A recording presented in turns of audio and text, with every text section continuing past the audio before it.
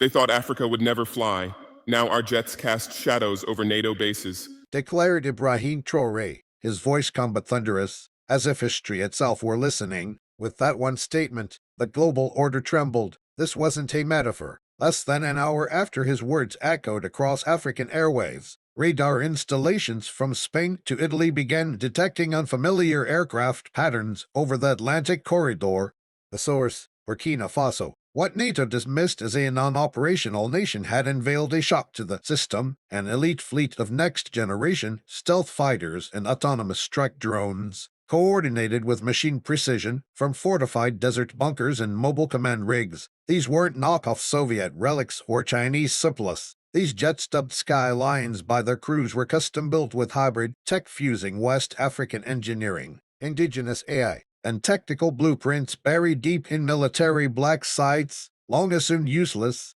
Intelligence chiefs across Brussels, Washington, and London were scrambling to understand how had this so-called fragile state leapfrogged every expectation, but they didn't understand Traoré. While the West saw Africa as a battlefield, Traoré saw it as a launch guide. Years earlier, under radar and sanctions, he had united rogue engineers from Ghana, coders from Rwanda, retired pilots from Mali, and technicians from forgotten villages all working together in silence. The result was a decentralized aerial resistance force, trained not just to fly, but to outthink traditional war games. When NATO drones were intercepted, not destroyed, and returned unharmed with their flight logs, erased in Africa rises stenciled beneath the wings, it wasn't an active where, it was a message: there no longer belongs to you. For the first time, European news anchors were forced to say the unthinkable: Burkina Faso now controls the skies of West Africa. And the footage proved it. Sleek black jets gliding through sawdust storms, drones moving like a swarm across border lines, enemy surveillance equipment rendered useless by frequency-hopping jammers powered by solar grids. In Niger, Mali, and Senegal, crowds took to the streets not in protest, but in celebration. Children pointed at the sky and cheered, not at foreign aircraft, but at African wings. Inside NATO war rooms, generals stared at satellite maps covered in blank zones, unable to track what they couldn't control. For them, this was a breach. For Africa, it was liberation. And still, Traoré didn't smile. In another televised speech, he simply said, "Power is not claimed through meetings, it's proven in motion." Then silence. No threats, no missiles, just jets. And NATO, for the first time in modern memory, had no counter. No sanction could land fast enough. No summit could undo what had already taken flight. From that day forward, Burkina Faso was no longer a name whispered in geopolitical pity. It became a symbol of tactical defiance. And Traoré, he became the man who gave Africa back its skies. But this revolution didn't start in a war room. It started in the mind of a boy from Kaya, watching foreign aircraft cross overhead, while his country Saturday grounded in poverty. Traoré had always understood the power of symbols. The sky was a symbol of dominance, of surveillance, of unchecked power. For too long, the skies over Africa were silent witnesses to exploitation, but Traoré refused to let that silence remain.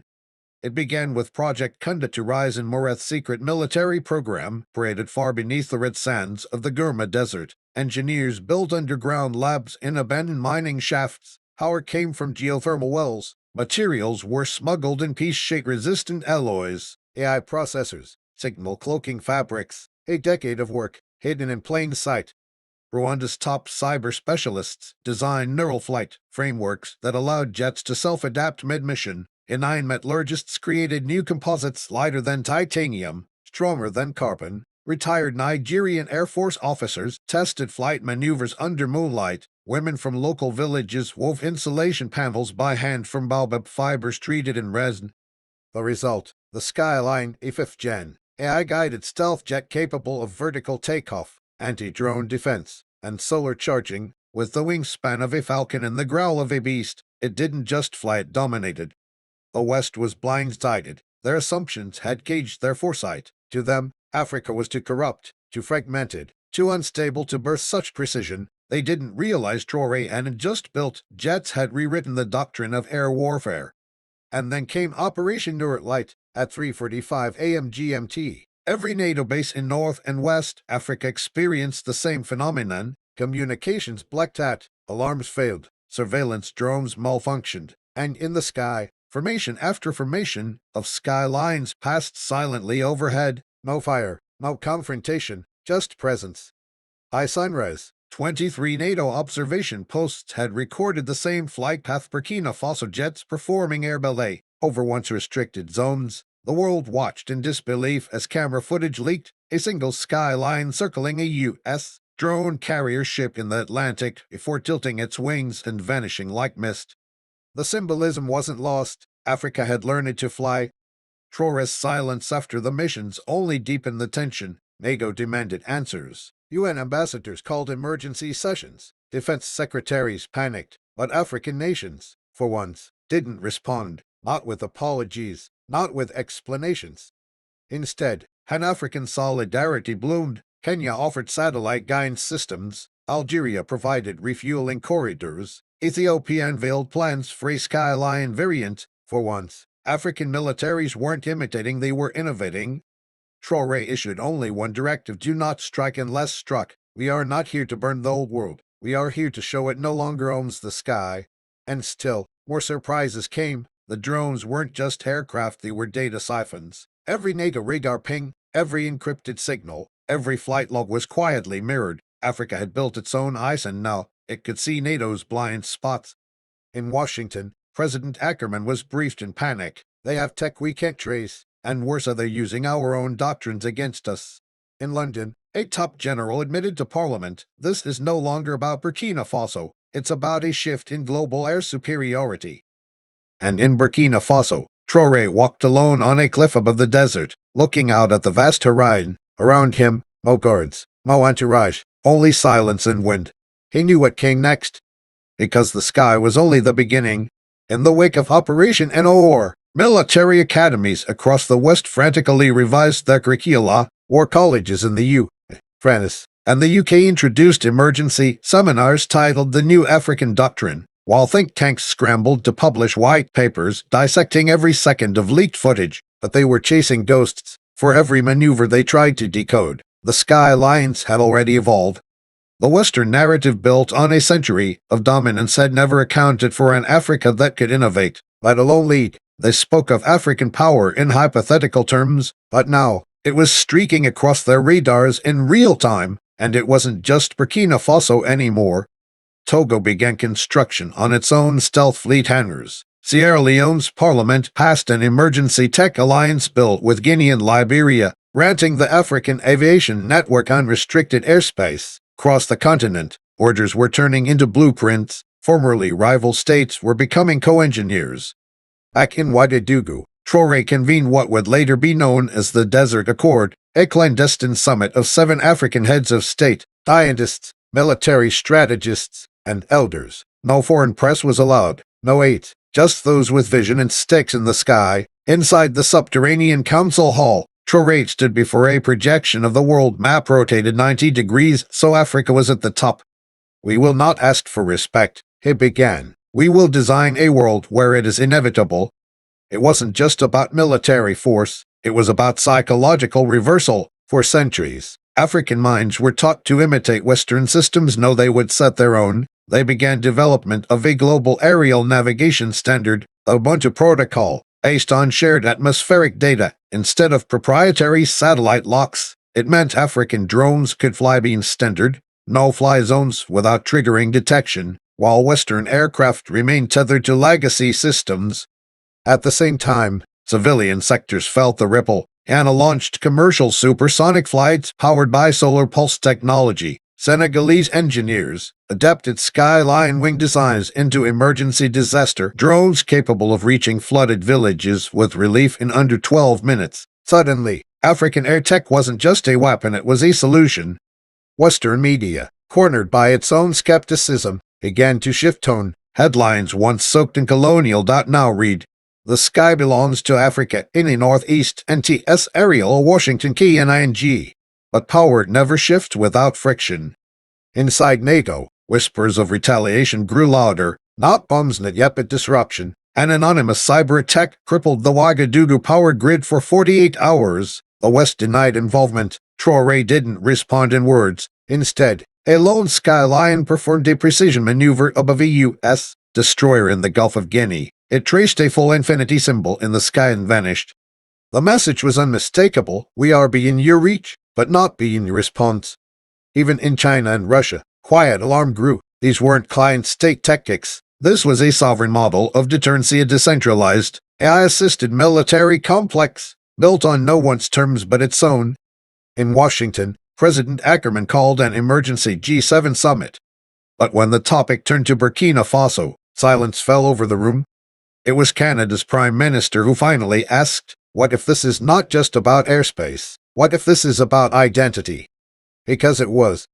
For the first time, young Africans were looking up not at satellites, but symbols. School children in Kigali wrote essays about becoming drone engineers. Musicians across Lagos and Nairobi remixed Skyline flight audio into protest anthems. A South African filmmaker released a short titled "The Sky We Took Back." It won global acclaim. And all the while, Traoré remained mostly silent. He knew noise would invite noise. His revolution wasn't just technological, it was psychological. He had shifted the gravity of perception, and that couldn't be shot down. Till trouble was brewing. A NATO surveillance balloon violated Ghanaian airspace. It was intercepted and safely towed down by a pair of Sky Cube, smaller siblings of the Skylines, designed for reconnaissance and rescue. The West claimed it was an accident. African media called it a test. Traoré responded only once: "We will not mistake your clumsiness for goodwill." The air remembers. Meanwhile, internal cracks began to show in the NATO alliance. Italy refused to sanction African software exports. Germany's youth wing marched with banners reading, "Africa isn't rising, it's flying." Even American soldiers stationed in Djibouti began to ask, "Why are we here?" Really? That was the genius of the Skyline project. It didn't just claim the sky, it made the world question who belonged in it. And so, as the sun set on another tense month, Traoré once again walked alone, at this time across a new airstrip carved into the Sahel. His engineers had just completed the first fully autonomous air hospital drone, capable of diagnosing injuries mid-flight. A technician approached, breathless. "The UN has called for direct negotiations. They want de-escalation." Traoré looked to the sky, and replied, "Let them come, but this time, we meet as equals above the clouds, where their maps can't reach." The technician hesitated. "Do we prepare the skylines?" Traoré smiled, "Just barely. Prepare the sky school." Because the next war wasn't one of missiles. It would be fought in mines. And then came the moment no one in NATO wanted to admit had arrived. A breaking news bulletin interrupted every major broadcast across North America and Europe. African airspace declared off-limits to NATO. Pan-African UNCIL issues historic declaration. The declaration wasn't made through speeches or press conferences. It was delivered by action. NATO surveillance planes scrambled from bases in Djibouti and Sicily, only to be escorted by squadrons of Skylines to the edge of the continent. No shots fired, no missiles locked, just silent precision that made a louder statement than war ever could. And then, something even more unexpected happened. A live video broadcast emerged not from a studio, but from the cockpit of a Skyline, helmetless, his face lit by soft violet avionics. Ibrahim Traoré stared directly into the camera. No teleprompter, no national flag behind him, only the sky. To those who rule from ceilings of satellites and drones, I say this: if the sky is yours, then what are we doing up here? If the future is written only in your language, how did we teach the wind to obey ours? This is not about Burkina Faso. This is not about NATO. This is about the soul of dignity. Africa does not rise to threaten. Africa rises because kneeling was never our natural position. From today onward, understand, we are no longer asking for seats at your table. We are building our own above your radar, in your reach, and beneath no one's boot. The transmission ended. No further statements followed. Across every continent, analysts struggled to respond. Western commentators filled airtime with theories, projections, and warnings, but none of their words could reverse what had happened. For all their simulations, think tanks, and AI war games, Snowni had predicted that the world's most underestimated region would become its most advanced air power. In the days that followed, global air corridors were redrawn, NATO aircraft were grounded across Central Africa, defense treaties were quietly rewritten, and CEOs of defense contractors held closed-door meetings on how to engage the African market, as if this revolution was a commodity, not a reckoning. Meanwhile, in Ouagadougou, children played with toy skylines, their laughter echoing through dusty alleys where only years before, silence hung like smoke from colonial ghosts. Engineers began teaching courses in underground academic lessons not on how to mimic Western power, but how to surpass it. Journalists coined a term for it, the Skystorm Doctrine. A new era, a new posture, a new Africa. And Ibrahim Traoré, he refused every interview, he declined every award. His only known public appearance after the speech came months later, not in a palace or parliament, but at a tiny rural airstrip where the first Skyline had launched. He stepped from his vehicle, looked at the scorched earth, then raised his hand toward the sky. "The air remembers everything," he said softly, "even when the world forgets us." He turned and walked away. That was the final chapter the world saw. But for Africa, it was only the prologue. Because as the satellites circled, and the winds shifted, and old empires watched from a distance they could no longer close, Africa didn't just strike back. Africa took flight. And this time, it wasn't coming down,